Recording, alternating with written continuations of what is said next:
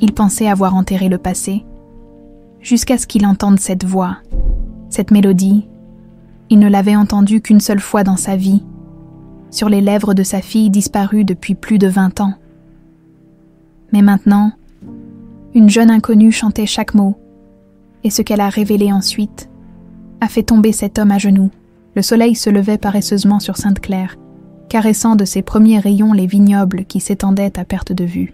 Cette petite ville côtière, nichée entre l'Atlantique et les collines verdoyantes, s'éveillait dans la douceur d'un matin de septembre, sur la place principale. Une jeune femme disposait avec soin des seaux remplis de fleurs fraîchement coupées devant une modeste boutique. « Espérance, ma chérie, peux-tu m'apporter les pivoines qui sont à l'arrière ?» appela une voix depuis l'intérieur de l'échoppe. Espérance Vallon, 23 ans, leva les yeux vers le ciel d'un bleu limpide avant de s'exécuter. Ses longs cheveux châtains dansaient dans son dos, tandis qu'elle se dirigeait vers l'arrière-boutique. En passant, elle effleura machinalement le petit signe de naissance en forme de croissant qui ornait son poignet droit. « Les voilà, Madame Lucienne », dit-elle, en tendant les fleurs à la femme aux cheveux grisonnants qui avait été sa seule famille depuis aussi longtemps qu'elle s'en souvienne. « Merci. Mon petit rossignol, » sourit la vieille dame. « J'ai entendu dire que Monsieur Lefebvre t'a demandé de chanter pour la fête des vendanges. C'est merveilleux. » Espérance rougit légèrement. Sa voix était son seul véritable trésor. Lorsqu'elle chantait, les passants s'arrêtaient, hypnotisés, et pour quelques instants, le temps lui-même semblait suspendu. « Oui, c'est dans 3 jours. Je ne sais pas encore quoi chanter. Tu trouveras, tu trouves toujours, » répondit Madame Lucienne avec un regard étrangement voilé. « Ta voix porte quelque chose qui vient de loin, quelque chose qui était là avant même que tu ne saches parler. » Ces paroles énigmatiques n'étonnaient un plus Espérance. Madame Lucienne avait souvent cette façon mystérieuse de parler de son don, comme s'il s'agissait d'un héritage précieux. Pourtant, elle éludait toujours les questions sur les parents d'Espérance, se contentant de dire qu'ils étaient partis trop tôt et que certaines douleurs ne devaient pas être réveillées. La matinée s'écoula paisiblement, rythmée par le va-et-vient des clients. Vers midi, alors qu'Espérance rangeait des bouquets invendus, une mélodie surgit dans son esprit, douce et lancinante, sans même s'en rendre compte.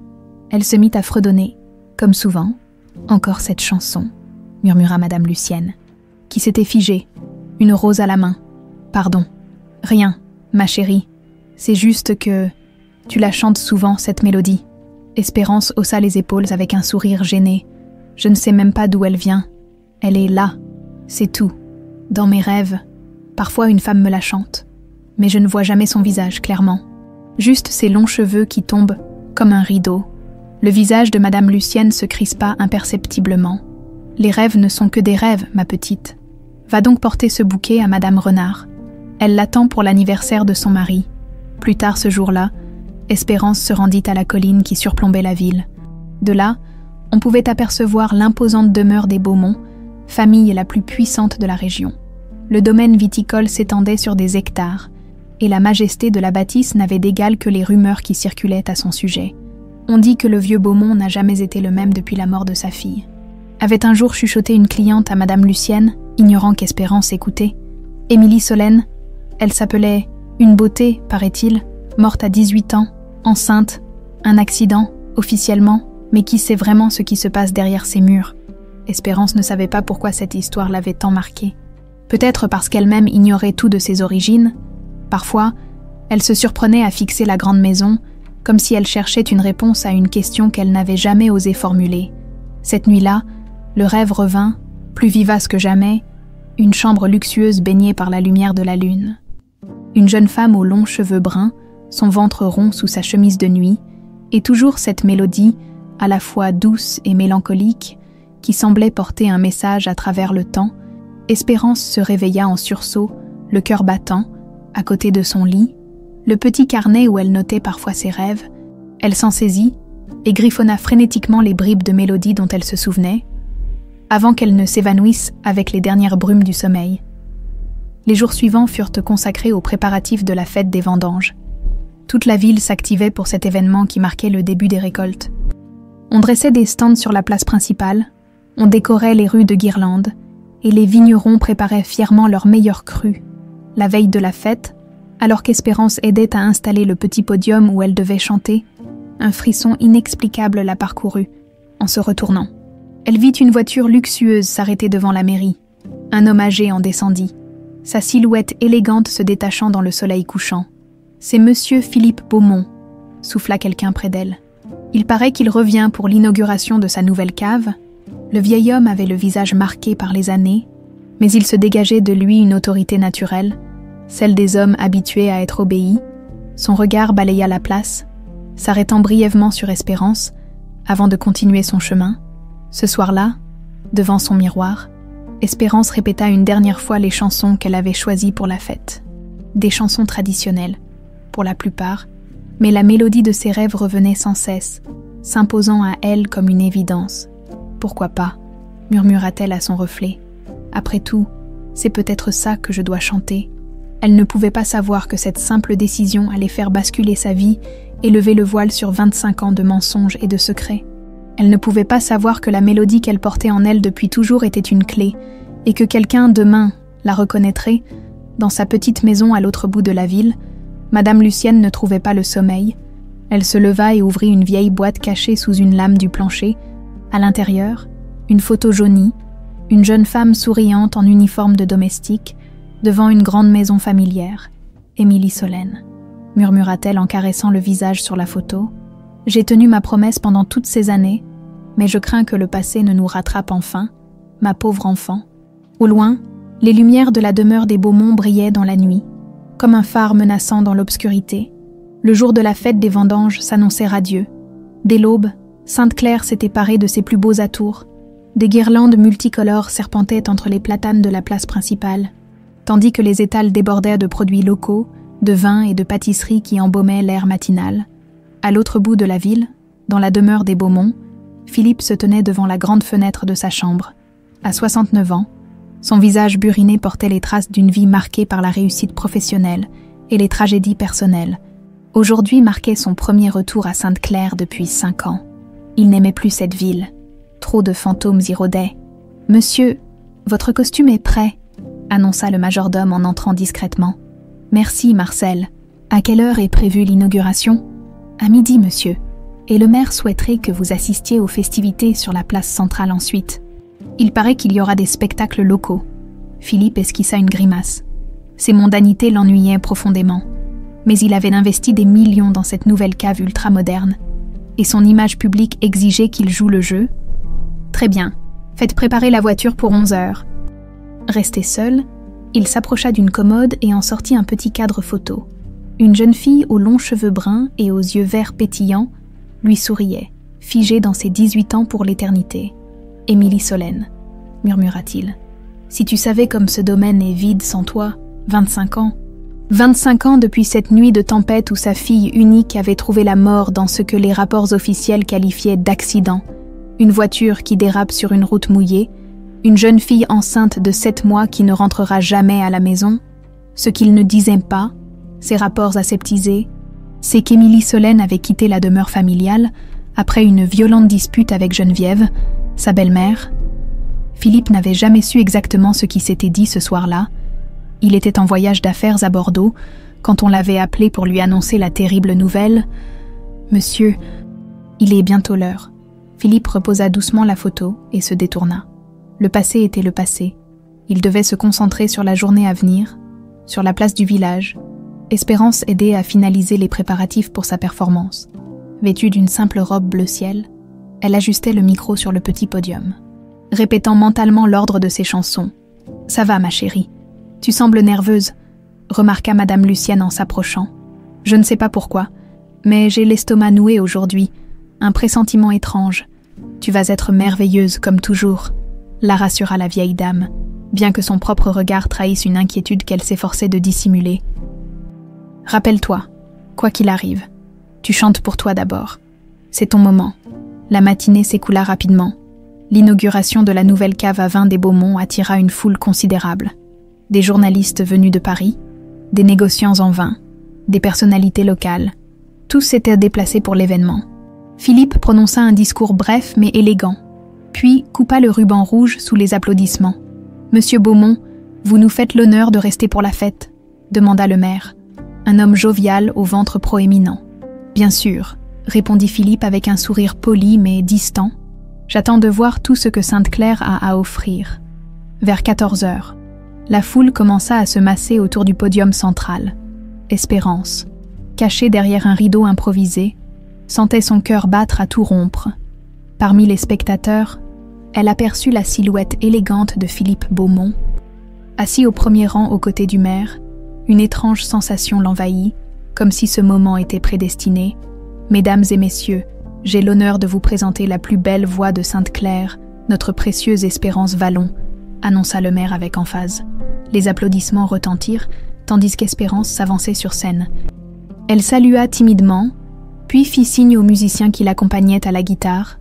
Les premières chansons se déroulèrent sans incident, des airs traditionnels que tous connaissaient, quelques reprises plus modernes. La voix cristalline d'Espérance captivait l'auditoire, claire et pure comme l'eau de source. Même Philippe Beaumont, d'ordinaire impassible, semblait touché par cette prestation. Puis vint le moment que, sans le savoir, tous attendaient. Pour terminer, j'aimerais vous faire découvrir une mélodie qui m'accompagne depuis toujours, annonça Espérance. Je ne sais pas d'où elle vient, mais elle est en moi. Comme un souvenir qui ne m'appartiendrait pas, les premières notes s'élevèrent, douces et mélancoliques, une berceuse aux accents presque mystiques, qui semblait raconter une histoire sans parole. Au premier rang, Philippe Beaumont se figea. La tasse de café qu'il tenait glissa de ses mains et se brisa sur le sol dans un bruit qui parut assourdissant dans le silence religieux qui s'était installé. Personne n'y prêta attention, hypnotisé par la mélodie étrange et envoûtante. Personne, sauf Madame Lucienne, qui observait la scène depuis l'ombre d'un platane, son visage livide reflétant une terreur sans nom, quand la dernière note mourut dans l'air. Un silence irréel plana quelques secondes avant que n'explosent les applaudissements. Mais Philippe Beaumont ne les entendait pas. Ses yeux, écarquillés, fixaient la jeune chanteuse, comme s'il voyait un fantôme. Cette mélodie, cette berceuse qu'il avait composée lui-même pour sa fille Émilie Solène quand elle était enfant. Une mélodie qu'il n'avait jamais écrite, jamais partagée avec qui que ce soit en dehors des murs de leur maison. Une mélodie qui était leur secret, à sa fille et à lui. Espérance salua une dernière fois et quitta la scène sous les acclamations, en coulisses. Elle fut immédiatement entourée de personnes qui la félicitaient, mais elle cherchait Madame Lucienne du regard. La vieille dame avait disparu. Mademoiselle Vallon. Elle se retourna et se trouva face à Philippe Beaumont en personne. De près, elle fut frappée par l'intensité de son regard, des yeux d'un vert profond, étrangement familier. « Monsieur Beaumont, c'est un honneur », balbutia-t-elle, intimidée. « Cette chanson, cette dernière mélodie, d'où la tenez-vous » La question, formulée avec une urgence à peine contenue, la prit au dépourvu. « Je ne sais pas vraiment. Je la connais depuis toujours. Elle apparaît dans mes rêves depuis que je suis toute petite. Vos rêves. Oui, une femme me la chante. Je ne vois jamais son visage clairement, seulement ses longs cheveux bruns. » Philippe pâlit visiblement. « Pardonnez mon indiscrétion, mais vos parents, qui sont-ils ? Je suis orpheline, monsieur. Madame Lucienne m'a élevée. Elle vend des fleurs sur la place. » Philippe semblait de plus en plus troublé.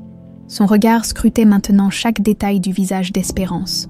S'arrêtant sur la forme de ses yeux, la courbe de son nez, « Votre poignet, puis-je » demanda-t-il en désignant le bras droit d'Espérance. Intriguée, elle releva légèrement sa manche, révélant le petit signe de naissance en forme de croissant. Philippe eut un mouvement de recul, comme frappé par la foudre. « Où puis-je trouver cette Madame Lucienne ?» demanda-t-il d'une voix altérée. « Elle était là il y a un instant, mais je ne sais pas où elle est allée, monsieur. Pourriez-vous m'expliquer ce qui se passe ?» Mais Philippe Beaumont ne répondit pas. Il s'éloigna à grands pas, franchissant la foule comme un somnambule, laissant Espérance perplexe et vaguement inquiète. Ce qu'elle ne pouvait savoir, c'est qu'en l'espace de quelques minutes, tout l'univers de Philippe Beaumont venait de basculer. Cette mélodie qu'il croyait perdue à jamais, ses yeux verts identiques aux siens, ce signe de naissance que portait également sa fille, c'était impossible, et pourtant, à l'autre bout de la place, Madame Lucienne se faufilait vers sa maison, le cœur battant la chamade. Elle savait que ce jour viendrait, mais pas si tôt, pas comme ça. En rentrant, Elle ferma soigneusement sa porte à clé et décrocha un vieux téléphone. « C'est moi », dit-elle simplement quand on décrocha à l'autre bout. « Il sait. Le moment est venu. » Espérance resta immobile pendant un long moment après le départ précipité de Philippe Beaumont. La fête battait son plein autour d'elle, mais elle se sentait étrangement déconnectée de cette ambiance joyeuse. Les questions du patriarche résonnaient dans son esprit, accompagnées de son regard troublé lorsqu'il avait vu son signe de naissance. « Espérance, tu vas bien ?» La voix de Thomas, le boulanger qui l'avait accompagné à la guitare, la ramena à la réalité. « Oui, oui, je cherche Madame Lucienne. Tu l'as vue. Elle est partie juste après ta dernière chanson. » Elle avait l'air pressée, inquiète. Espérance quitta la place centrale et se dirigea vers leur petite maison à l'autre bout du village. En chemin, des images fugaces traversaient son esprit, le visage décomposé de Philippe Beaumont, ses yeux verts si semblables aux siens, sa réaction en voyant son poignet. Rien de tout cela n'était anodin. La petite maison était silencieuse quand elle y entra. Trop silencieuse. « Madame Lucienne », appela-t-elle. Aucune réponse. La cuisine était vide, de même que le petit salon. En montant à l'étage, Espérance trouva la vieille dame dans sa chambre, occupée à ranger précipitamment des papiers dans une vieille valise. « Mais, que faites-vous ? Vous partez ?» Madame Lucienne sursauta violemment, comme prise en flagrant délit. « Espérance, tu m'as fait peur. Non, je mets juste de l'ordre dans de vieux souvenirs. » Mais son regard fuyant trahissait son malaise. Espérance s'approcha et posa une main sur la valise. « Monsieur Beaumont m'a posé des questions étranges, sur ma chanson, sur vous, sur mon signe de naissance. Et maintenant je vous trouve ici, prête à fuir. Que se passe-t-il » Les épaules de la vieille dame s'affaissèrent, comme si un poids invisible l'écrasait soudain. « Assieds-toi, mon enfant. Il y a des choses que je ne t'ai jamais dites, que je ne pouvais pas te dire. » Pendant ce temps, Philippe Beaumont était retourné à sa demeure dans un état second. Dans son bureau aux boiseries sombres, il ouvrit un tiroir fermé à clé et en sortit un épais dossier. Des photos, des rapports, des coupures de journaux, tout ce qui concernait la mort de sa fille. Le rapport de police officiel était succinct. Accident de voiture, la victime, Émilie Solène Beaumont, 18 ans, enceinte de 7 mois, a perdu le contrôle de son véhicule sur une route détrempée par l'orage, décédée sur le coup, le fœtus n'a pas survécu. Mais il y avait d'autres documents, des papiers que Philippe avait recueillis au fil des ans, alimentant un doute qu'il n'avait jamais osé formuler clairement, des témoignages contradictoires, l'absence inexpliquée du médecin de famille cette nuit-là, le refus de l'hôpital de lui montrer le corps du bébé, et surtout, le comportement de Geneviève après le drame, son insistance à quitter Sainte-Claire pour Paris moins d'un mois après l'enterrement, son refus systématique d'évoquer Émilie Solène. Philippe ouvrit un autre tiroir et en sortit une photo de sa défunte fille. Elle avait 16 ans sur ce cliché, ses yeux verts, les mêmes que ceux d'Espérance, fixaient l'objectif avec malice. Sur son poignet droit, un petit signe de naissance en forme de croissant était visible. « C'est impossible », murmura-t-il. Et pourtant, il décrocha son téléphone et composa un numéro. « Antoine, c'est Philippe Beaumont. J'ai besoin de tes services. Immédiatement. C'est une affaire personnelle dans la modeste maison de Madame Lucienne. » Le temps semblait suspendu. Espérance écoutait en silence. Le souffle coupé. « Je ne m'appelle pas vraiment Lucienne, » avoua la vieille dame. « Mon vrai nom est Denise Fontor. J'étais gouvernante chez les Beaumont il y a 25 ans. Gouvernante. Mais pourquoi avoir changé d'identité? Pourquoi m'avoir caché ça? Pour te protéger, mon enfant. Pour nous protéger toutes les deux. » Denise se leva péniblement et alla chercher une boîte cachée sous une lame du plancher. Elle en sortit une vieille photo qu'elle tendit à Espérance. On y voyait une jeune femme en robe d'été, le ventre arrondi par une grossesse avancée, son visage illuminé d'un sourire radieux. « C'est Émilie Solène Beaumont, la fille de Philippe », expliqua Denise d'une voix tremblante. Elle avait 18 ans sur cette photo. Elle était rayonnante malgré les circonstances. Sa belle-mère, Madame Geneviève, la haïssait pour être tombée enceinte d'un garçon qu'elle jugeait indigne de leur rang. Espérance fixait la photo, fascinée. La ressemblance était frappante. Les mêmes yeux, la même forme de visage. « Elle est ma mère », balbutia-t-elle. « Je ne peux pas te dire tout ce qui s'est passé cette nuit-là. Pas encore, » répondit Denise en évitant son regard. « Mais oui, Émilie Solène est ta mère. » et elle était morte dans un accident de voiture. C'est ça, et mon père. Denise se détourna, visiblement mal à l'aise. Les choses sont plus compliquées que ce que racontent les versions officielles. Quant à ton père, ce n'est pas à moi de t'en parler. Alors qui ? Cria presque Espérance, submergée par l'émotion. Pourquoi tous ces secrets ? Pourquoi maintenant ? Parce que Philippe Beaumont t'a reconnu. La mélodie que tu chantes, c'est une berceuse qu'il avait composée pour sa fille. Personne d'autre ne la connaissait. Le téléphone sonna, interrompant leur conversation. Denise décrocha, écouta quelques secondes, puis raccrocha, le visage blême. C'était Jeanne, de la boulangerie. Philippe Beaumont pose des questions sur nous en ville. Il ne tardera pas à venir ici, Espérance. Écoute-moi bien. Il va chercher à t'approcher, à te parler de ta mère, mais tu dois être prudente. Tout n'est pas aussi simple qu'il y paraît. Mais c'est mon grand-père, protesta Espérance. Il a le droit de savoir que je suis vivante, et j'ai le droit de connaître mon histoire. Ce n'est pas lui que je crains, murmura Denise. C'est ce qui arrivera quand Geneviève apprendra ton existence. À la nuit tombée, Philippe Beaumont parcourait les archives municipales. Autorisé par le maire lui-même malgré l'heure tardive, il compulsait frénétiquement les registres de naissance. C'est étrange, marmonna l'employé qui l'assistait. Il n'y a aucune trace d'une naissance au nom d'Espérance Vallon à Sainte-Claire. Élargissez les recherches aux villages voisins et vérifiez si une certaine Lucienne ou Denise Fontor a déclaré une adoption. Pendant ce temps, Espérance ne trouvait pas le sommeil. Assise sur le rebord de sa fenêtre, elle contemplait les lumières lointaines de la demeure des Beaumont. Toute sa vie, elle s'était demandé d'où venait cette étrange fascination pour cette maison. Maintenant, elle comprenait. Le sang appelait le sang. Elle sortit la photo d'Émilie Solène, qu'elle avait gardée, sa mère. Ce mot résonnait étrangement dans son esprit. Une mère qu'elle n'avait jamais connue, mais dont elle avait, sans le savoir, préservé la mélodie au plus profond de son âme.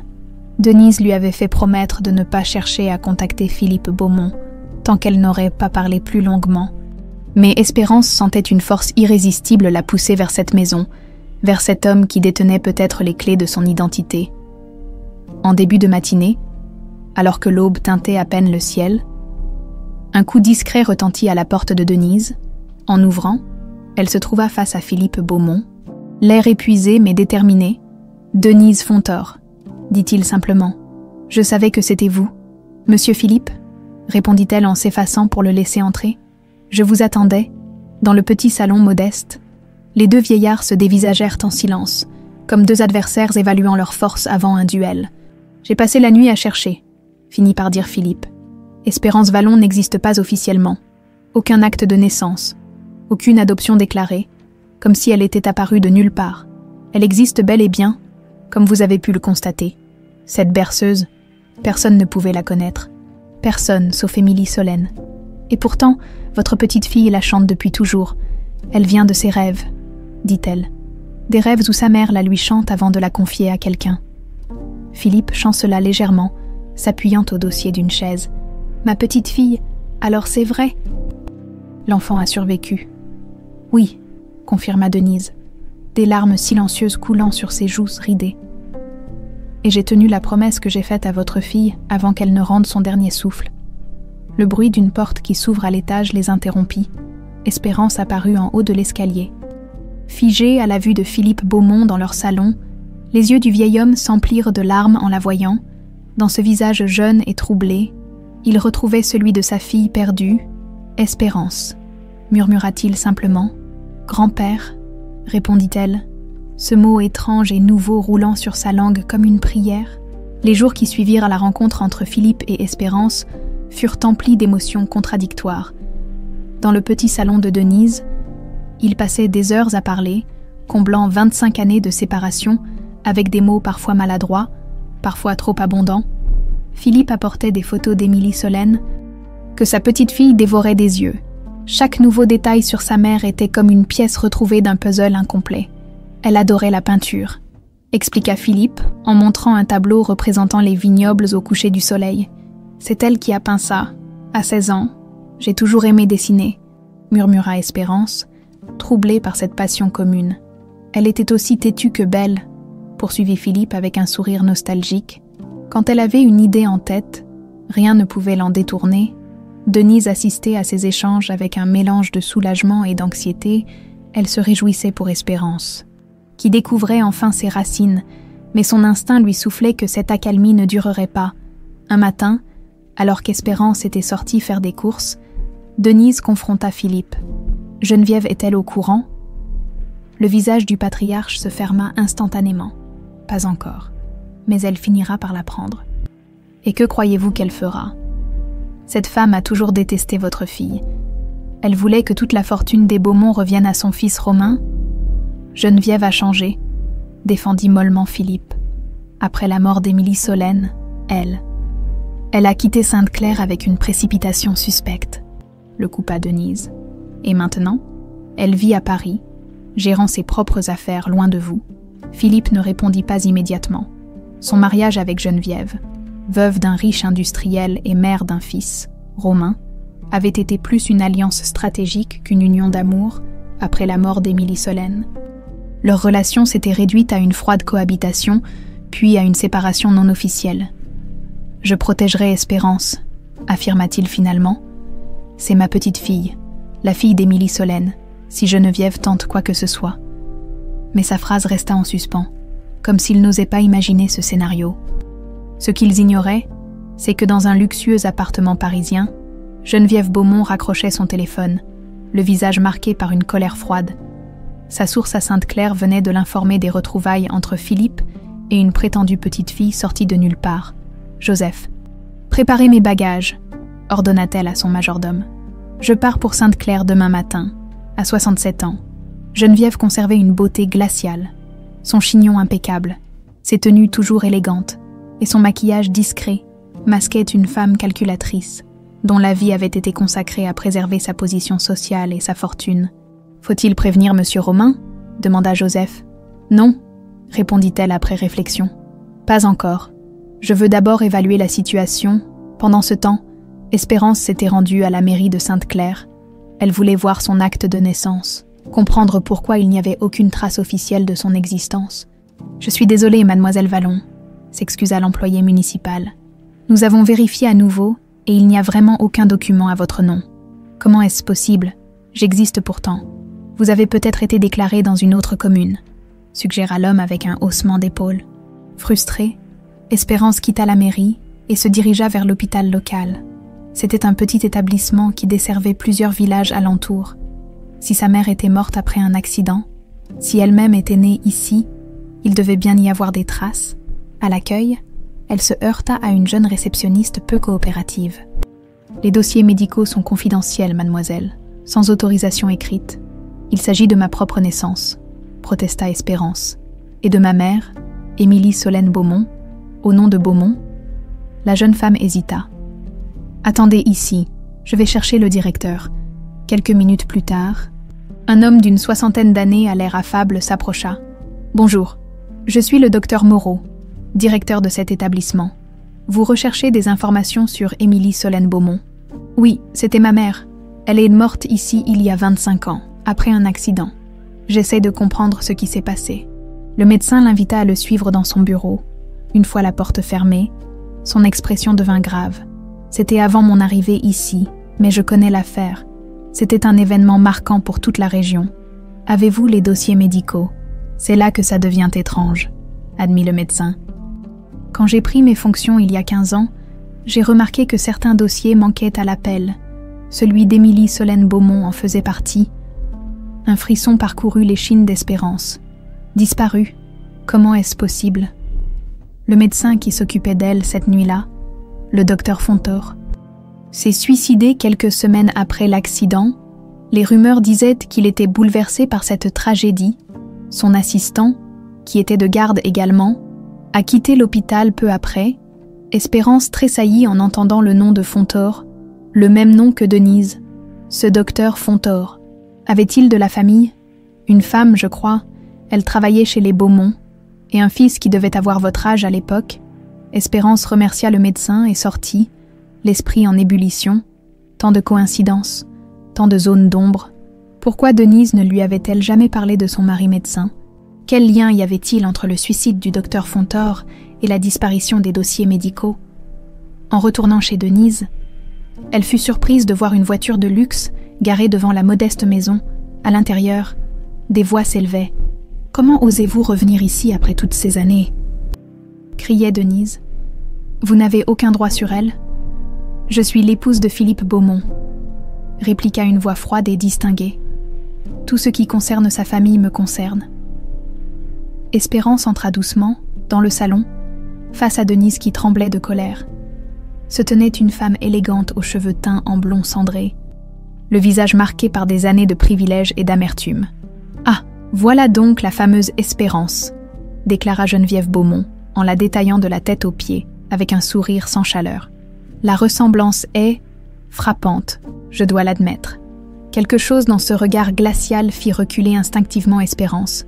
« Madame Beaumont » articula-t-elle avec difficulté. « Belle madame » corrigea Geneviève. « Je suis la seconde épouse de Philippe, la belle-mère d'Émilie Solène, ce qui ferait de moi votre belle grand-mère. N'est-ce pas amusant ?» Son ton doucereux ne masquait pas l'hostilité sous-jacente. « Que voulez-vous » demanda Espérance. « Simplement faire votre connaissance. Philippe est si enthousiaste à votre sujet. Il parle même de vous reconnaître officiellement, de vous intégrer à la famille. » Denise s'interposa. « Espérance, va dans ta chambre, s'il te plaît. Madame Beaumont allait justement partir. »« Oh, je ne crois pas, » sourit Geneviève. « En fait, j'ai invité quelqu'un à nous rejoindre. Une vieille connaissance à vous, Denise. » La porte d'entrée s'ouvrit sur un homme d'une 60aine d'années à l'allure soignée. « Bonjour Denise, » dit-il d'une voix neutre. « Cela fait longtemps. »« Docteur Martel, » souffla Denise, soudain livide, l'assistant du docteur Fontor cette nuit-là. « Exactement, » confirma Geneviève avec un sourire satisfait. « Et le docteur Martel a une histoire fascinante à raconter sur la naissance et la mort d'un certain bébé. » Denise s'effondra sur une chaise, comme si ses jambes ne la portaient non plus. « Espérance, » murmura-t-elle. « Appelle ton grand-père. » Immédiatement. Cette nuit-là, alors que tout Sainte-Claire dormait, une silhouette se faufilait dans le cimetière local, munie d'une lampe torche. L'homme s'arrêta devant une tombe modeste où était gravé le nom du docteur Paul Fontor. L'inconnu déposa une rose blanche sur la pierre tombale. « Je vais tenir ma promesse », murmura Antoine, le détective engagé par Philippe. « Après toutes ces années, la vérité va enfin éclater au grand jour. » Dans la grande demeure des Beaumont, Philippe ne trouvait pas le sommeil. Le retour inattendu de Geneviève le troublait profondément. Que savait-elle exactement sur la naissance d'Espérance ? Et surtout, jusqu'où était-elle prête à aller pour protéger les intérêts de son fils Romain ? Le lendemain matin, un article parut dans le journal local, « Étrange disparition à Sainte-Claire. L'ancien assistant du docteur Fontor retrouvé mort dans sa voiture. » La mort du docteur Martel secoua tout Sainte-Claire. Selon le rapport préliminaire, il aurait succombé à une crise cardiaque dans sa voiture, peu après avoir quitté la maison de Denise. Une mort naturelle, en apparence. Mais pour Philippe, Denise et Espérance, le timing était trop suspect pour être une simple coïncidence. 3 jours après l'incident, Espérance se rendit à la nouvelle cave à vin des Beaumont. Elle avait besoin de s'éloigner de l'atmosphère oppressante qui régnait chez Denise depuis la visite de Geneviève et la mort troublante du docteur Martel. Philippe lui avait parlé d'un jeune œnologue talentueux qui pourrait lui faire visiter les installations. « Bonjour, vous devez être Espérance », l'accueillit un homme d'une 30aine d'années au sourire chaleureux. « Je m'appelle Julien.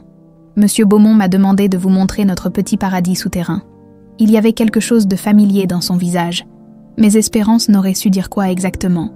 Grand et mince, il arborait des cheveux bruns légèrement bouclés et des yeux d'un bleu intense qui contrastaient avec sa peau hâlée par le soleil. « Merci de prendre le temps de me guider, » répondit-elle, heureuse de cette distraction bienvenue. La visite commença par la partie moderne de la cave. Avec ses cuves en acier inoxydable contrôlées par ordinateur, Julien parlait avec passion de son métier, expliquant chaque étape du processus de vinification avec une clarté qui rendait le sujet accessible. « Et maintenant, le clou du spectacle », annonça-t-il en ouvrant une lourde porte en bois. « Les caves historiques des Beaumont. Certaines parties datent du XVIIe siècle. Ils pénétrèrent dans un vaste réseau de galeries où s'alignaient des fûts de chêne et des bouteilles poussiéreuses. L'air y était plus frais, chargé d'odeurs de terre humide et de vin vieilli. « C'est impressionnant », murmura Espérance. « On se croirait dans une cathédrale. » « Une cathédrale dédiée au vin », sourit Julien. Mais ces caves ont aussi leurs secrets, des passages oubliés, des histoires anciennes. On dit que pendant la guerre, la résistance y cachait des messages et des personnes recherchées. Soudain, un bruit de pas résonna dans la galerie adjacente.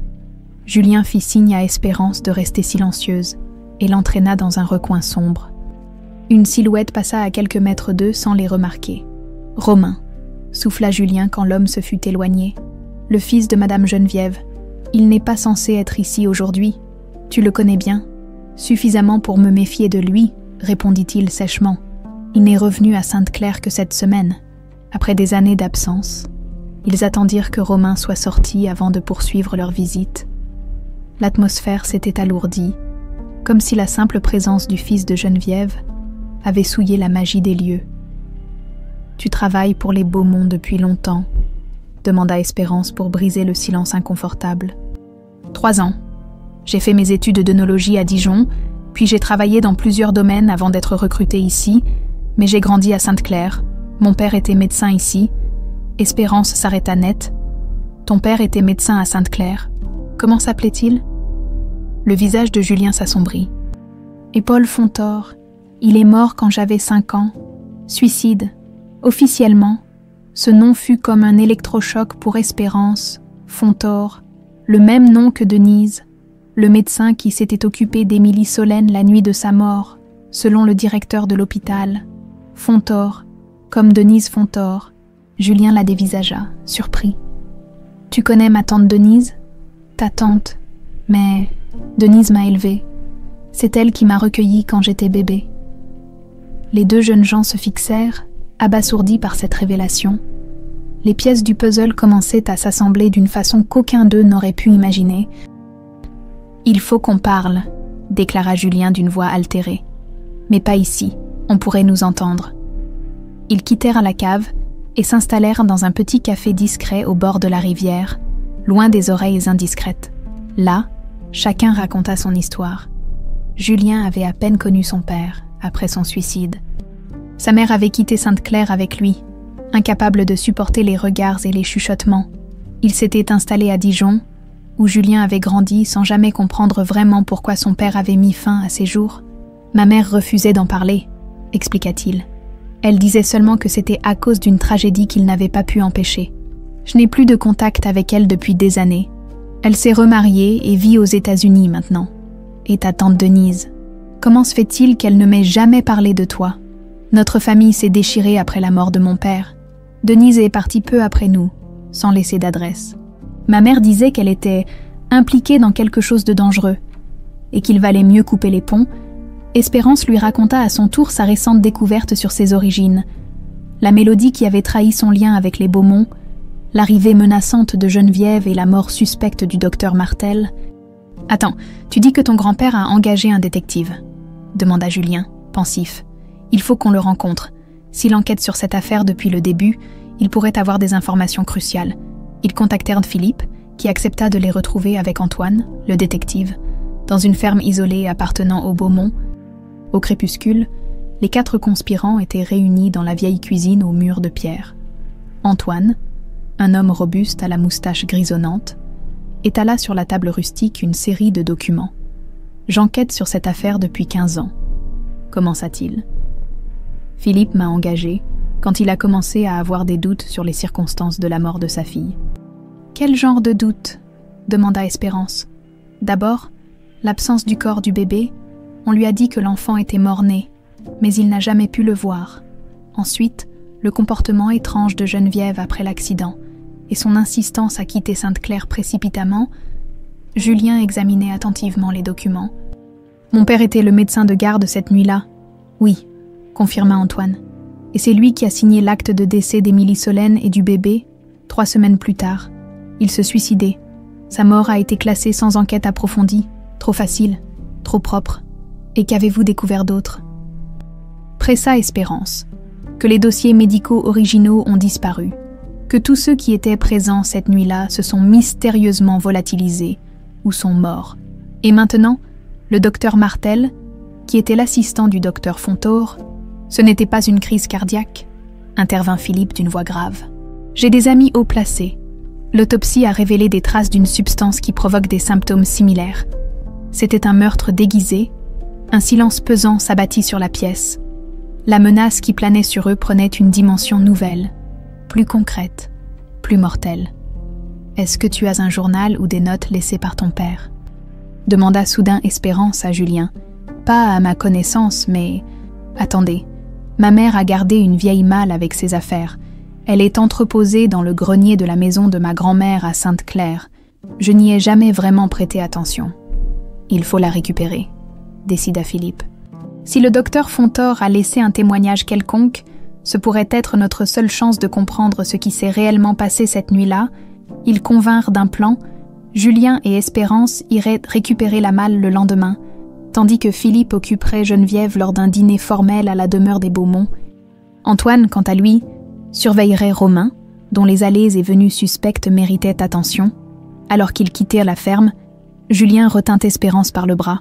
« Il y a quelque chose que je ne t'ai pas dit devant les autres, » murmura-t-il. « Quand j'ai postulé chez Beaumont, ce n'était pas un hasard. Je cherchais des réponses sur la mort de mon père. J'ai toujours su qu'il y avait plus que ce qu'on m'avait raconté.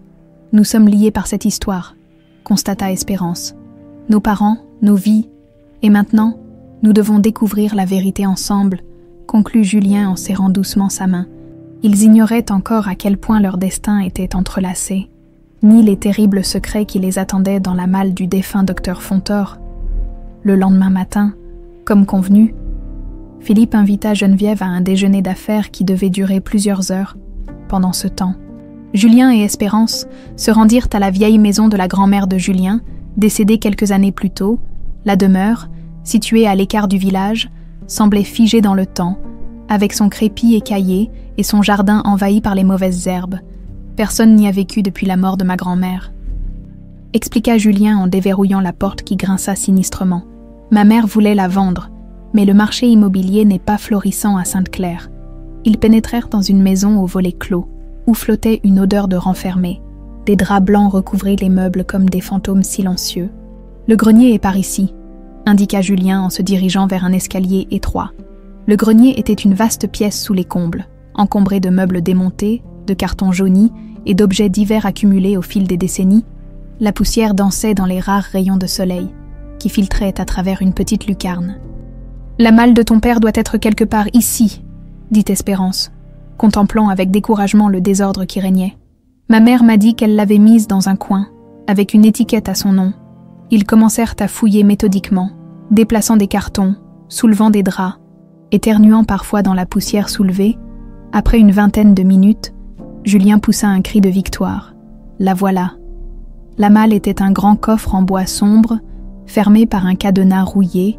Le nom « Dr. Paul Fontor » était inscrit sur une étiquette jaunie. « Comment on l'ouvre » demanda Espérance. Julien sortit une petite pince de sa poche. « J'ai prévu le coup. » Après quelques tentatives, le cadenas céda dans un claquement sec. Ils soulevèrent le couvercle avec précaution, comme s'ils ouvraient un tombeau. La malle contenait divers objets personnels, des livres de médecine, des photographies de famille, des diplômes encadrés. Sous cette première couche se trouvaient des dossiers médicaux, des carnets de notes et un petit coffret en métal. « Regarde ça », murmura Julien en sortant un carnet à la couverture usée. « C'est son journal. » Ils s'assirent sur un vieux canapé dépoussiéré à la hâte et commencèrent à feuilleter le journal. Les premières pages relatèrent le quotidien d'un médecin de campagne, ses cas intéressants, ses frustrations administratives. Puis, environ aux 2/3 du carnet, le ton changeait brusquement. 12 mars 1999.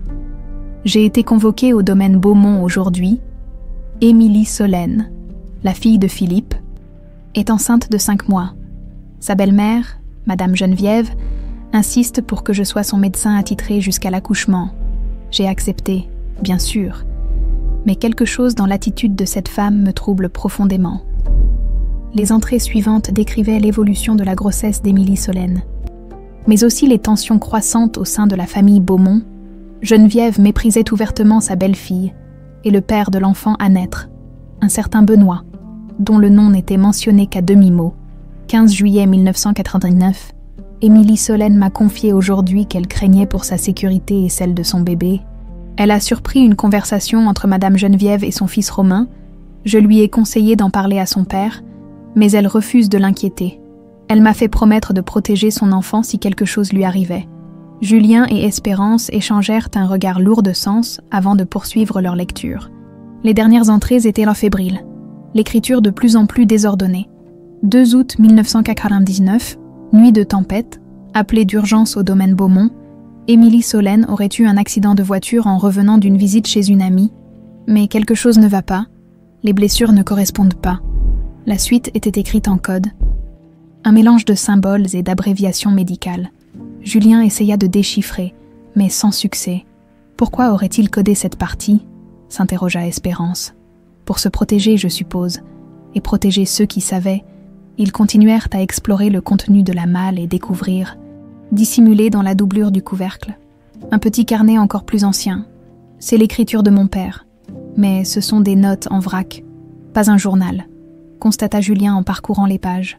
Soudain, il s'arrêta net sur une page où était dessiné un schéma des anciennes caves du domaine Beaumont.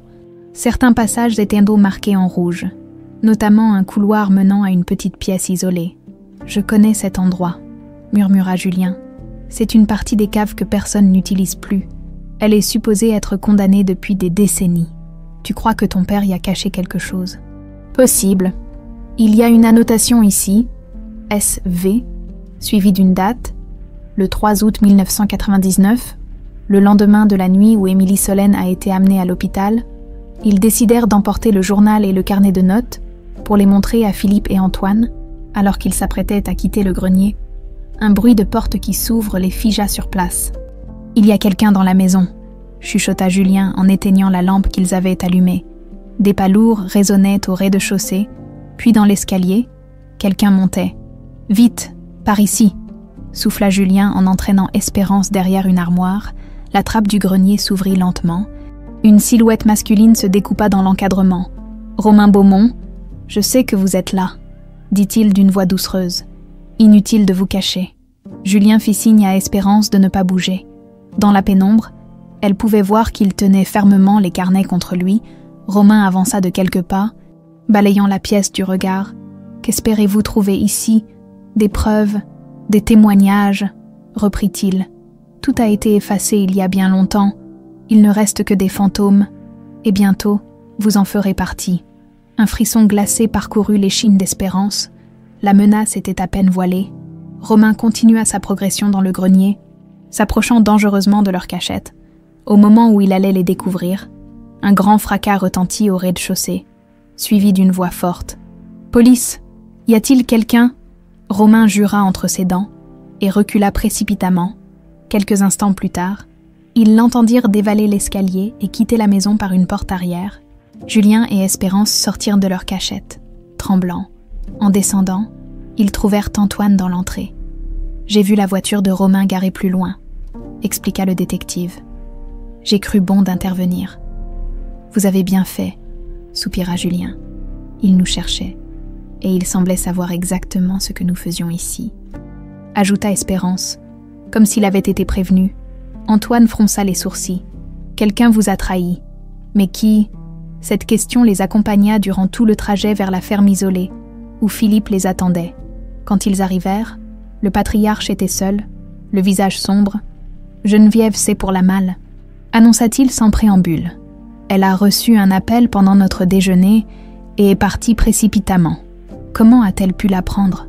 s'étonna Julien. « Je crains que Denise n'ait été forcée de parler », répondit Philippe. « Elle a disparu de chez elle. Ses voisins disent avoir vu une voiture noire s'arrêter devant sa maison ce matin. » Espérance blêmit. « Il faut la retrouver. Ils vont lui faire du mal. Antoine a déjà mis ses hommes sur le coup, » la rassura Philippe. « En attendant, montrez-moi ce que vous avez trouvé. » Ils étalèrent les carnets et autres documents sur la table. Philippe examina longuement le schéma des caves. « Cette partie du domaine est scellée depuis des années, » confirma-t-il. « Mon père disait qu'elle était structurellement instable. Je n'y ai jamais mis les pieds. Et si c'était là que se trouve la clé de toute cette histoire, suggéra Julien, les initiales SV, elles pourraient signifier quelque chose de crucial. Ou quelqu'un, murmura Espérance, un témoin.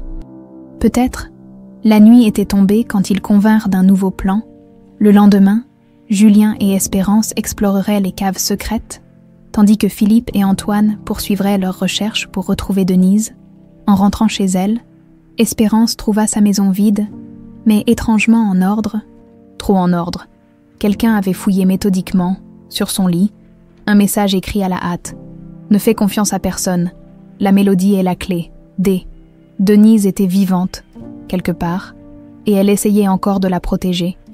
Cette nuit-là, dans ses rêves, la mélodie revint, plus claire que jamais, mais cette fois, Espérance voyait distinctement le visage de la femme qui la chantait, Émilie Solène, sa mère, lui souriait tristement en murmurant « Les secrets sont dans la cave, ma chérie, là où tout a commencé. » L'aube teintait à peine le ciel, quand Espérance retrouva Julien devant l'entrée secondaire du domaine Beaumont. Philippe leur avait fourni les clés nécessaires et un plan détaillé des lieux pour éviter de croiser le personnel. « Tu as réussi à dormir ?» demanda Julien en voyant les cernes sous les yeux d'Espérance. « À peine. J'ai fait des rêves étranges toute la nuit. Ma mère m'y parlait des caves. » Julien hocha la tête gravement. Lui-même semblait avoir peu dormi. Dans son sac à dos, il avait apporté lampe torche, cordes et autres équipements qui pourraient s'avérer utiles dans leur exploration. Ils se faufilèrent discrètement dans le domaine et atteignirent l'entrée des caves. La partie moderne était déserte à cette heure matinale. Ce n'est qu'en pénétrant dans la section historique que Julien ralentit le pas, examinant attentivement les murs de pierre. D'après le carnet de mon père, l'entrée du passage condamné devrait se trouver par ici, murmura-t-il en palpant la paroi, après plusieurs minutes de recherche. Ses doigts sentirent une légère aspérité.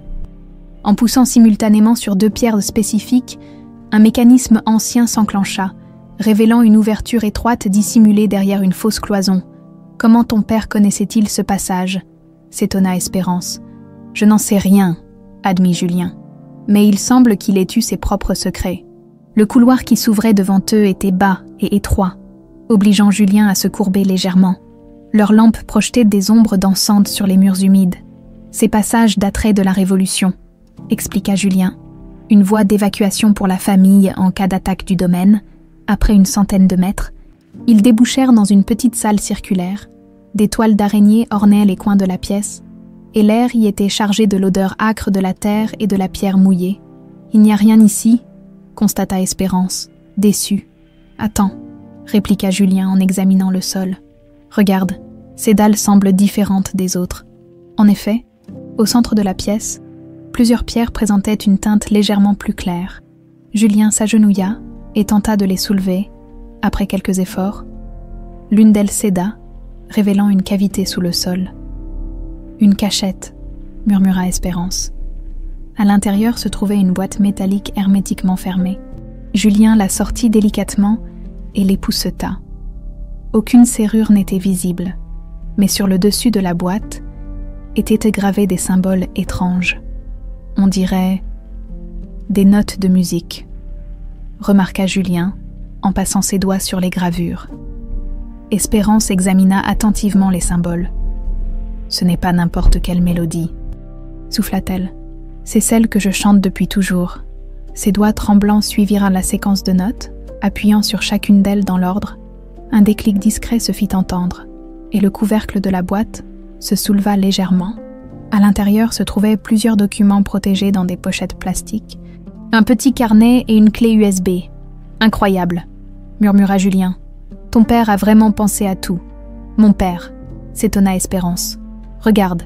dit-il en lui montrant l'inscription à l'intérieur du couvercle. « Pour Benoît et son enfant, qu'ils trouvent ici la vérité que je n'ai pu protéger, DRPF. Benoît. Le père de mon enfant, selon le journal, mais qui était-il ?» Julien resta silencieux, feuilletant rapidement le carnet trouvé dans la boîte. C'est écrit en code, comme les dernières pages du journal, constata-t-il. Mais regarde ces initiales qui reviennent. BF, Benoît F. Une lueur de compréhension traversa son regard. Benoît Fontor, souffla-t-il. Mon frère aîné. Ton frère, répéta Espérance, incrédule. Il avait 10 ans de plus que moi. Il est mort dans un accident de moto peu après mes 5 ans. Peu après le suicide de mon père. Je me souviens à peine de lui. Ils se dévisagèrent, abasourdis par cette révélation. Si Benoît Fontor était le père de l'enfant d'Émilie Solène, Cela signifiait que Julien était « Mon oncle », articula Espérance. « Tu es mon oncle. » Cette découverte les laissa momentanément sans voix. Le destin semblait avoir tissé autour d'eux une toile complexe de relations familiales insoupçonnées. Ils décidèrent d'emporter la boîte pour l'examiner dans un lieu plus sûr. En quittant la pièce secrète, Julien eut une intuition soudaine. Les initiales SV dans les notes de mon père, et si elles signifiaient « salle voûtée », il y a une ancienne salle voûtée sous la chapelle du domaine. La chapelle où doit avoir lieu la célébration des 70 ans de Philippe dans 2 jours. Précisa Espérance, ils décidèrent d'explorer également cet endroit. La chapelle était une petite construction de pierre au bout du domaine, rarement utilisée désormais. À l'intérieur, derrière l'autel, une porte basse menait à une crypte où reposaient plusieurs générations de Beaumont. C'est lugubre. Frissonna Espérance en descendant les marches usées. La crypte était une pièce voûtée au mur couvert d'inscriptions anciennes. Des plaques commémoratives alignées témoignaient de l'histoire de la famille. L'une d'elles, plus récente, portait le nom d'Émilie Solène Beaumont. Espérance s'en approcha. Émue, sa main effleura délicatement les lettres gravées dans le marbre. « Ma mère, » murmura-t-elle, « repose-t-elle vraiment ici ? Je ne sais pas, » avoua Julien. « Mais regarde, il y a quelque chose d'étrange avec cette plaque. » En l'examinant attentivement, ils remarquèrent qu'elle semblait légèrement décalée par rapport au mur. Julien poussa doucement sur les côtés et la plaque pivota, révélant une petite niche dans laquelle se trouvait une enveloppe scellée, « Pour mon père, à n'ouvrir qu'en cas de mort suspecte », lut Julien sur l'enveloppe. « C'est l'écriture d'Émilie Solène », souffla Espérance, reconnaissant l'écriture similaire à celle des lettres que Philippe lui avait montrées. Ils décidèrent de ne pas ouvrir l'enveloppe et de la remettre directement à Philippe. En remontant de la crypte, ils entendirent des voix dans la chapelle, se cachant rapidement derrière une colonne. Ils aperçurent Geneviève et Romain en grande conversation. Tout sera prêt pour la célébration, assurait Romain. Une fois que Philippe aura signé les nouveaux documents, le domaine sera légalement à nous. Et la fille ? Demanda froidement Geneviève. Un regrettable accident est si vite arrivé, sourit Romain. Surtout dans ces vieilles caves instables, Espérance et Julien échangèrent un regard horrifié. Romain poursuivait. Quant à Denise Fontor, elle est en lieu sûr. Elle ne parlera plus. Et le jeune œnologue, un dommage collatéral nécessaire. Il en sait trop. Les 2 conspirateurs quittèrent la chapelle, laissant Espérance et Julien sous le choc. Denise était vivante. Mais pour combien de temps encore ? Et eux-mêmes étaient clairement en danger. Ils retournèrent discrètement à la ferme isolée, où Philippe et Antoine les attendaient. En voyant les documents et l'enveloppe, le patriarche pâlit. « Je reconnais l'écriture de ma fille », murmura-t-il, en ouvrant l'enveloppe d'une main tremblante. La lettre était brève mais explicite. Émilie Solène y exprimait ses craintes concernant sa belle-mère et son demi-frère Romain. Elle soupçonnait un complot contre elle et son enfant à naître, qui menacerait l'héritage de Romain. Elle avait confié des preuves à son médecin, le docteur Fontor, dont elle avait toute confiance. « Nous devons décoder le journal et les notes immédiatement », déclara Philippe, le visage durci par la colère et la douleur. Antoine avait justement amené un expert en cryptographie. Le vieil homme aux lunettes épaisses examina longuement les documents codés. « C'est un système simple mais efficace », expliqua-t-il. Une substitution basée sur la terminologie médicale. Avec quelques heures de travail, je devrais pouvoir le déchiffrer. Et cette clé USB ? Demanda Espérance. Obsolète maintenant, grimaça Antoine. Mais j'ai apporté un adaptateur et un vieil ordinateur. La clé contenait un seul fichier, le scan d'un rapport d'autopsie non officiel d'Émilie Solène. Réalisé en secret par le docteur Fontor, le document était accablant. La jeune femme n'était pas morte des suites d'un accident, mais empoisonnée. Une substance avait été utilisée pour provoquer un accouchement prématuré, et d'autres blessures avaient été infligées post-mortem pour simuler un accident. « Mon Dieu !» souffla Philippe en lisant le rapport. « Ils l'ont assassiné ! Et le bébé ?» demanda Espérance d'une voix tremblante. « Extraction d'urgence réussie !» lut Antoine. « Nouveau-né viable confié à DF pour protection, conformément aux dernières volontés de la mère, DF, Denise Fontor, qui avait tenu sa promesse toutes ces années, élevant Espérance comme sa propre fille, loin des griffes de Geneviève. Il nous faut retrouver Denise, déclara Philippe avec une détermination nouvelle. Et il est temps de confronter ma femme avec ses preuves. C'est trop dangereux, protesta Antoine. Vous avez lu ce qu'ils prévoient pour la célébration de vos 70 ans. C'est un piège. Alors nous allons leur tendre notre propre piège, répliqua Philippe, une lueur combative dans le regard. Et cette fois, justice sera enfin rendue pour ma fille. La célébration des 70 ans de Philippe Beaumont approchait à grands pas. En apparence, les préparatifs se déroulaient normalement. Le domaine s'ornait de guirlandes lumineuses.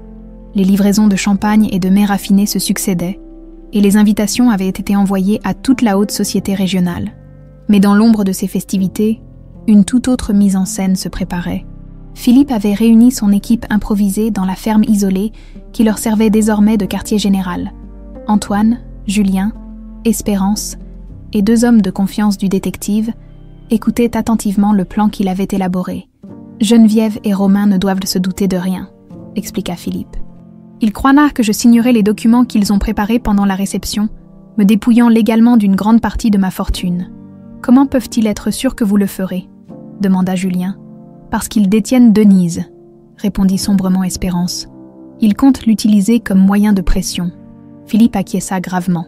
C'est pourquoi notre priorité est de la retrouver, Antoine. Condonnez vos recherches. Le détective déploya une carte sur la table.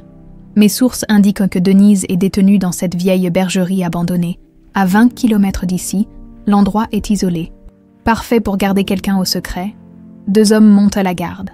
Je m'en occupe, déclara l'un des assistants d'Antoine, un ancien militaire à la carrure impressionnante. Nous la libérerons cette nuit.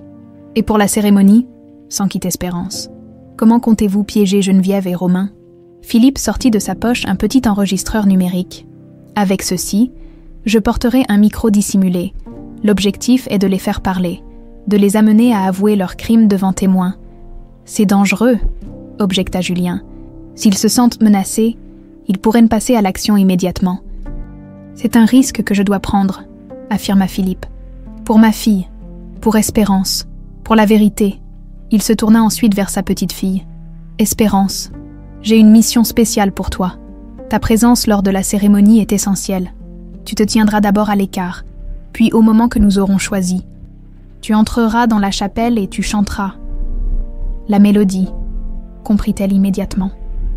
Exactement, cette berceuse que je composais pour ta mère et qu'elle t'a transmise d'une façon que je ne m'explique toujours pas. Elle sera notre signal et peut-être aussi notre arme la plus puissante alors qu'ils peaufinaient les derniers détails de leur plan. Le téléphone d'Antoine sonna. Après une brève conversation, il raccrocha, le visage grave. Le cryptographe a fini de décoder le journal du docteur Fontor. Les dernières entrées sont révélatrices. Il leur tendit les pages traduites. Le récit des dernières heures d'Émilie Solène était déchirant. Le docteur Fontor y décrivait comment la jeune femme avait été empoisonnée avec un thé préparé par Geneviève, provoquant un accouchement prématuré.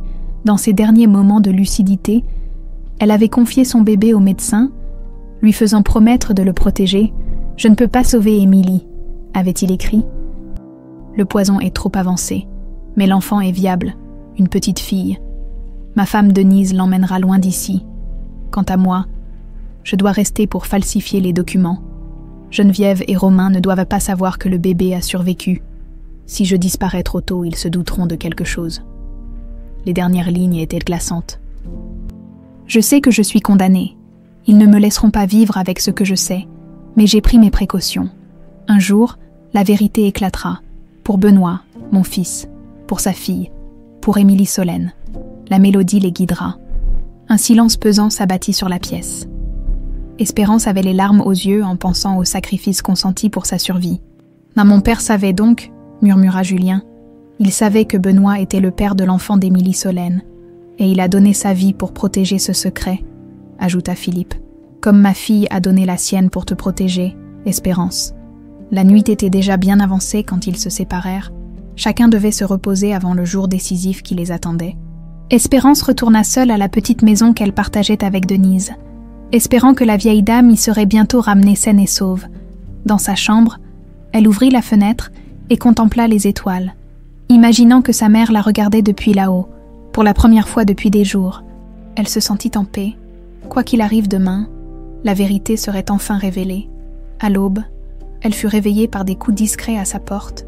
En ouvrant, elle découvrit Antoine, l'air épuisé mais satisfait. « Nous l'avons trouvée », annonça-t-il simplement. « Elle est faible mais en vie. » Denise. « Où est-elle » s'écria Espérance, soulagée.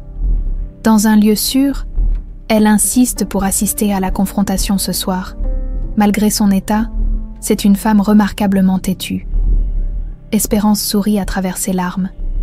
Cela ressemblait bien à Denise, cette force tranquille qui ne cédait jamais. La journée s'écoula avec une lenteur insupportable. Espérance répéta plusieurs fois la mélodie, voulant être parfaite pour ce moment crucial. Julien, de son côté, supervisait les derniers préparatifs dans la chapelle, s'assurant que les micros étaient bien dissimulés et que les issues étaient toutes sous surveillance. En fin d'après-midi, alors qu'elle se préparait pour la soirée, Espérance reçut un appel de Philippe. « Tout est en place », confirma-t-il. « Geneviève croit que je me résigne à signer ces documents. Elle pense que je suis affaiblie par l'âge et les révélations. Laissons-la dans cette illusion. Et pour Romain, il me fait peur, » avoua Espérance. Antoine le surveille en permanence. Au moindre geste suspect, il interviendra. Ne t'inquiète pas. Mais la voix de Philippe trahissait sa propre anxiété. Ce soir, ils joueraient tout leur vie dans un ultime coup de poker.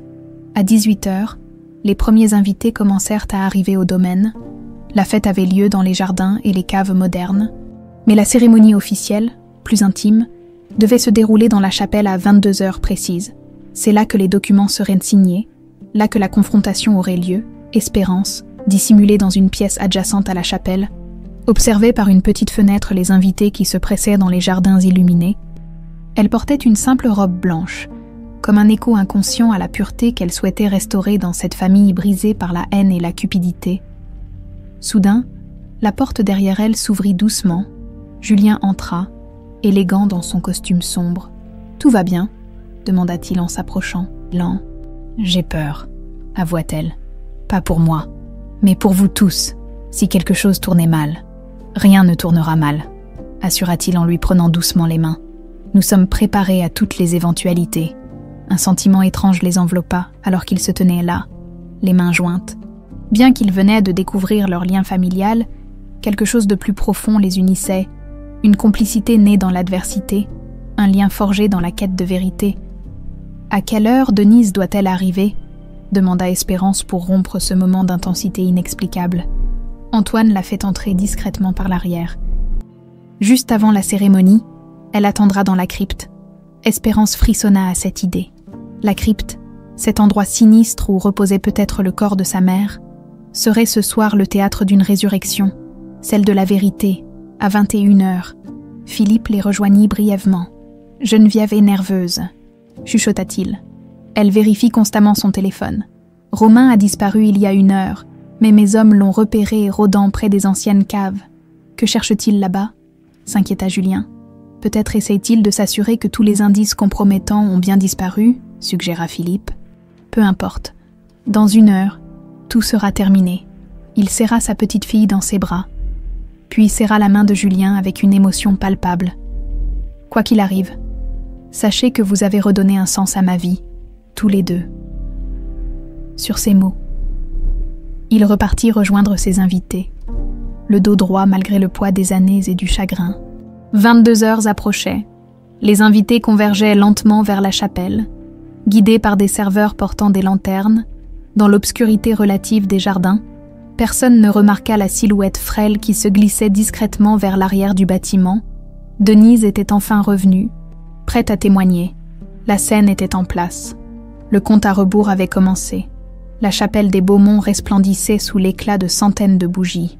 Les vitraux colorés reflétaient la lumière vacillante, projetant des ombres dansantes sur les murs de pierre.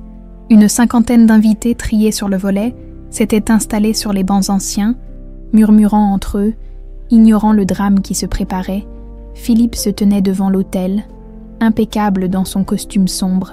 Il avait insisté pour que cette célébration soit sobre et élégante, malgré les protestations de Geneviève qui aurait préféré une fête fastueuse. À ses côtés, celle-ci affichait un sourire de circonstance, vêtue d'une robe d'un bleu glacier qui semblait refléter la froideur de son âme. « Tout est prêt », lui chuchota-t-elle, en serrant ostensiblement son bras.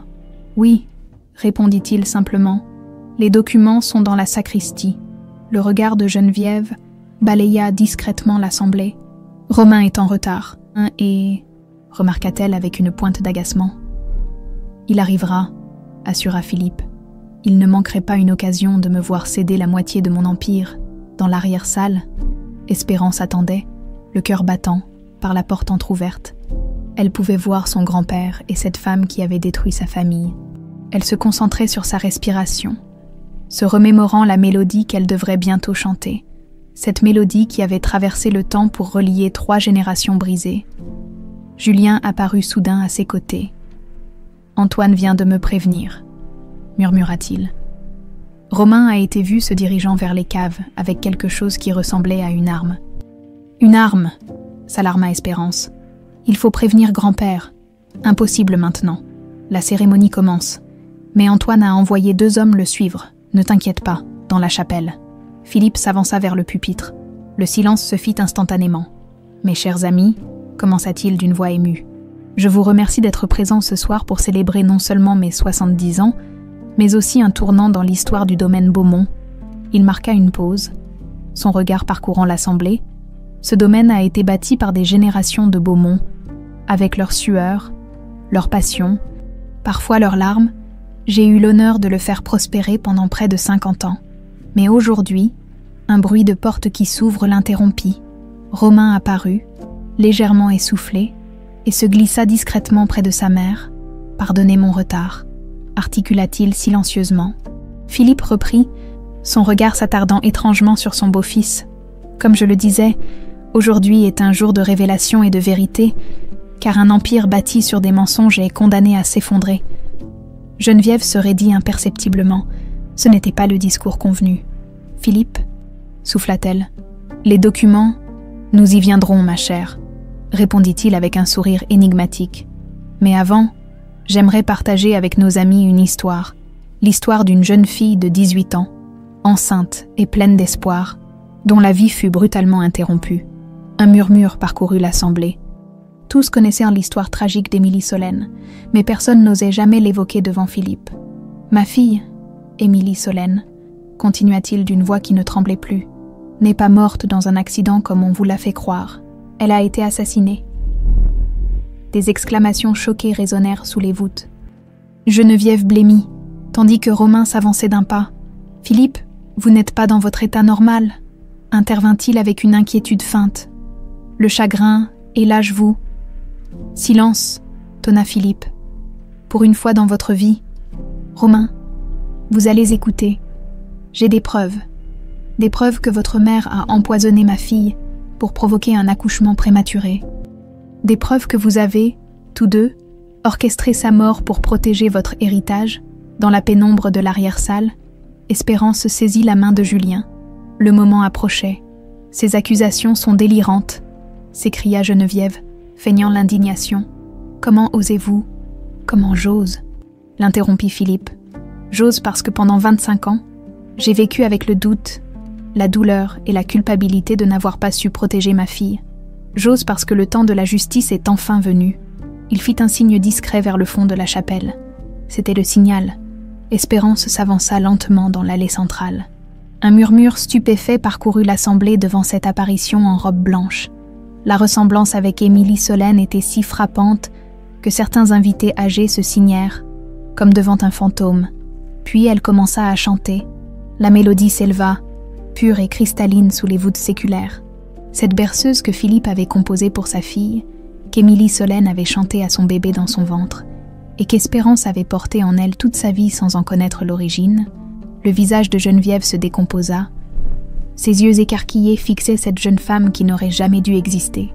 « Impossible, » souffla-t-elle. « Le bébé est mort. »« Non, Geneviève, » répliqua Philippe. « Ma petite fille a survécu, sauvée par le docteur Fontor et sa femme Denise, qui l'a élevée comme sa propre fille, loin de vos griffes. » Romain semblait paralysé, son regard alternant entre Espérance et la sortie. « Alors c'est pour ça que vous avez fouillé les caves comme un forcené » ricana Philippe. « Vous cherchiez des preuves que vous pensiez cachées là-bas. Mais c'était trop tard. Nous avons tout trouvé. Le journal codé du docteur Fontor, le véritable rapport d'autopsie, la lettre de ma fille. Tout ça ne prouve rien, hurla soudain Geneviève. Des élucubrations d'un médecin suicidé, des interprétations douteuses. Alors peut-être écouterez-vous un témoignage direct. Une silhouette émergea de l'ombre de la crypte. Denise Fontour, pâle mais déterminée, s'avança d'un pas chancelant. Espérance interrompit son chant pour courir la soutenir. « Vous !» cracha Geneviève avec une haine viscérale. « Vous auriez dû mourir avec votre mari. C'est donc vous qui avez forcé Paul au suicide ?» répliqua Denise d'une voix tremblante mais claire. En le menaçant de tuer son fils si jamais il parlait, ces mots frappèrent Julien comme un coup de poignard. Son père n'avait pas abandonné sa famille par désespoir, mais s'était sacrifié pour les protéger. Acculée, Geneviève changea brusquement de tactique. Son visage se durcit, abandonnant toute prétention d'innocence. « Vous ne comprenez pas, Philippe, » siffla-t-elle. « Votre précieuse fille allait tout gâcher avec cette grossesse honteuse. Un bâtard dans la lignée des Beaumont. Elle ne méritait pas cet héritage. Mon fils, lui, mon fils. » Le coupa Philippe avec dégoût. « Votre obsession maladive pour lui vous a transformé en monstre. Un monstre efficace, » rétorqua-t-elle avec un sourire glacial. Émilie Solène n'avait aucune résistance. Se tait aux herbes pour apaiser son malaise de grossesse. Si facile, si discret.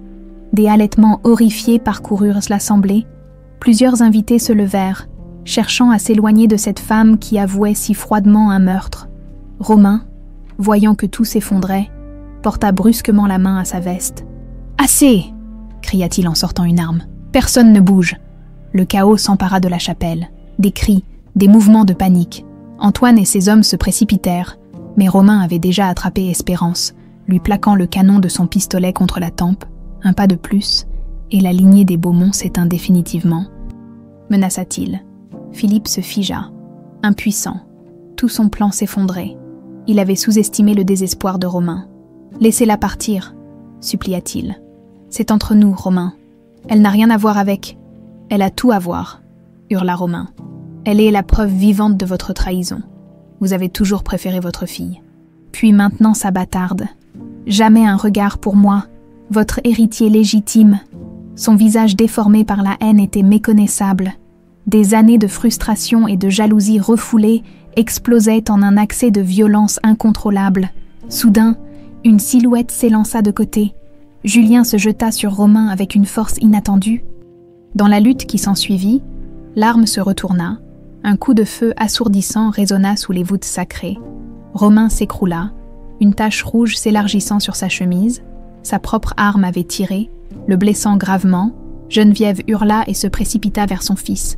Dans la confusion, elle ne vit pas le bord de l'escalier menant à la crypte.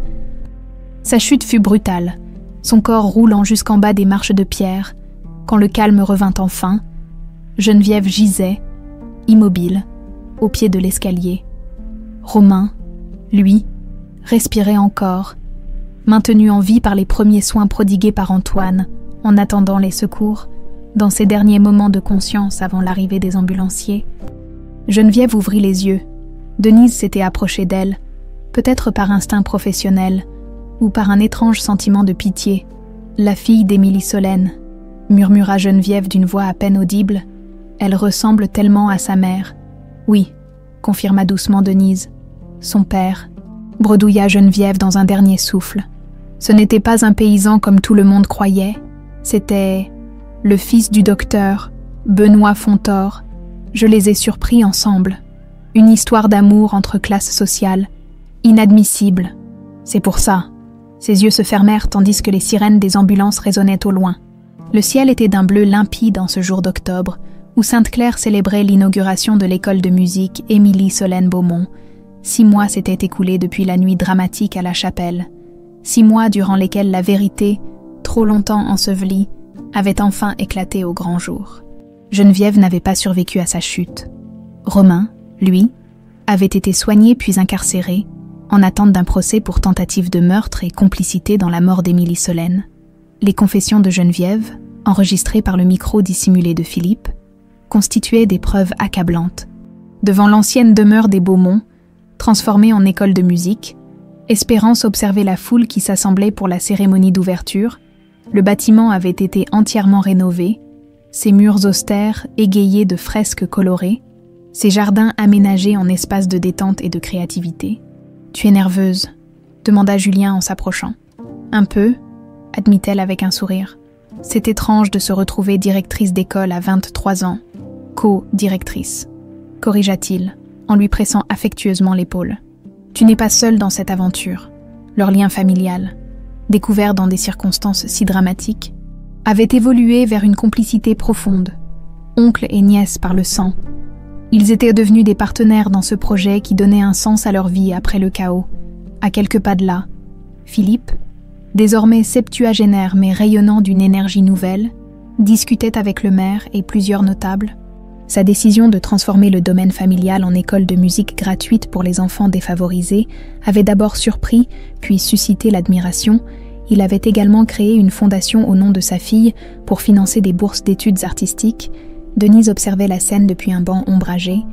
À 70 ans, elle avait enfin trouvé la paix après une vie de secret et de sacrifice. Elle vivait maintenant dans une aile rénovée de l'école, où elle s'occupait des plus jeunes élèves avec une tendresse infinie. « C'est l'heure », annonça Philippe en rejoignant Espérance et Julien. « Les enfants sont prêts. »« Oui, ils ont répété toute la semaine », confirma Espérance, émue. « Ils ont tellement hâte de montrer ce qu'ils ont appris. » La cérémonie débuta par les discours officiels, brefs mais chaleureux, puis vint le moment qu'Espérance attendait avec impatience. La première représentation de la chorale de l'école. Une trentaine d'enfants âgés de 6 à 12 ans s'avancèrent sur l'estrade improvisée dans le jardin, vêtus de simples t-shirts blancs. Ils formaient un tableau touchant de diversité et d'innocence. Espérance prit place au piano, Julien saisit sa guitare, et au signal, les jeunes voix s'élevèrent à l'unisson. La mélodie qu'ils interprétaient n'était autre que celle qui avait traversé les générations pour révéler la vérité. La berceuse composée par Philippe pour Émilie Solène, chantée par celle-ci à son enfant à naître, et que sa fille avait portée en elle comme un trésor inconscient. Mais cette fois, elle était enrichie de paroles écrites par Espérance elle-même. La mélodie du cœur ne se taira jamais. Elle trouve son chemin à travers le temps comme une rivière qui coule vers la mer. Elle nous ramène toujours à la maison. Des larmes silencieuses coulaient sur les joues de Philippe, tandis qu'il écoutait cette chanson qui résumait si parfaitement leur histoire familiale. Denise, elle aussi, pleurait doucement, submergée par l'émotion de voir ses enfants donner une nouvelle vie à la mélodie qui avait sauvé Espérance. Après la représentation, alors que les invités se dispersaient vers le buffet installé dans le jardin, Philippe prit sa petite fille à la part. « J'ai quelque chose pour toi », dit-il en sortant de sa poche un petit écrin en bois finement sculpté. Espérance l'ouvrit délicatement. À l'intérieur se trouvait un médaillon en argent ciselé. En l'ouvrant, elle découvrit qu'il s'agissait d'une boîte à musique miniature qui jouait la mélodie familiale. « Il appartenait à ta mère », expliqua Philippe d'une voix émue. « Je l'avais fait fabriquer pour ses 16 ans.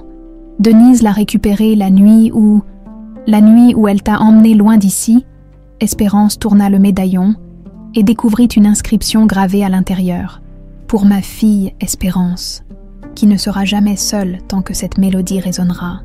L'amour transcende le temps et le silence.